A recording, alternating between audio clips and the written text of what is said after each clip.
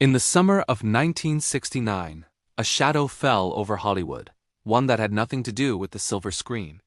It was the shadow of a man named Charles Manson, a charismatic drifter who would become one of history's most infamous cult leaders. But how did this failed musician, this ex-convict, manage to bend so many young people to his will, turning them into cold-blooded killers?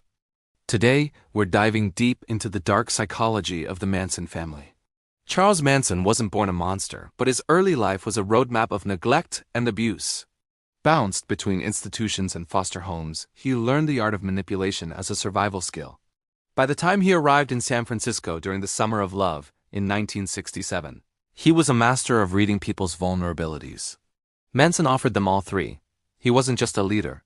He presented himself as a savior, a guru who held the secrets to a new way of living.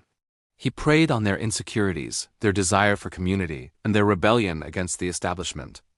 At Spawn Ranch, an old movie set on the outskirts of Los Angeles, Manson created his own isolated world. He surrounded his followers, mostly young women, with a constant stream of his own bizarre philosophy. He combined elements of Scientology, which he'd learned in prison, with twisted interpretations of the Beatles' White Album and passages from the Book of Revelation. He preached an apocalyptic race war he called Helter Skelter, convincing his family that they were the chosen ones who would survive and rule the new world. Isolation was key. By cutting them off from their families, friends, and the outside world, Manson became their only source of reality, their only source of truth. He used a powerful cocktail of psychological tactics: love bombing, where he showered newcomers with affection and praise to get them hooked, sleep deprivation to make them more suggestible, and the constant use of hallucinogenic drugs to blur the lines between reality and his fabricated prophecies. He controlled every aspect of their lives: what they ate, who they slept with, and what they believed. Their identities were slowly erased and replaced with a single collective purpose: serving Charlie. He broke them down individually, then rebuilt them as extensions of his own will. They weren't just followers anymore. They were the Manson family. Then, on two sweltering nights in August 1969, Manson's dark prophecies demanded blood. He didn't personally kill anyone in the Tate LaBianca murders. He didn't have to. He had programmed his followers so completely that they would do anything for him, even commit the most horrific acts imaginable. He ordered them to go to a house in Benedict Canyon and totally destroy everyone in it. As gruesome as you can. They obeyed without question. The next night, he joined them as they chose another house at random, belonging to Lino and Rosemary LaBianca, and unleashed more terror. The goal wasn't just murder.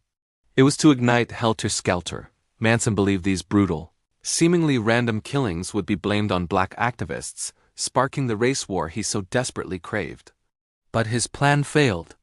The investigation, though complex, eventually led police to the isolated ranch and the brainwashed family living there. The trial that followed was a media circus, showcasing to the world the terrifying power of charismatic manipulation. Manson's followers, even in court, remained devoted, carving X's into their foreheads in solidarity with him. The story of Charles Manson is a chilling reminder of how vulnerable the human mind can be to charismatic leaders with dark intentions. It's a case study in coercive control, showing how a need for belonging can be twisted into a weapon.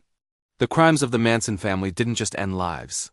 They shattered the peace and love idealism of the 1960s, leaving a scar on the American psyche that remains to this day.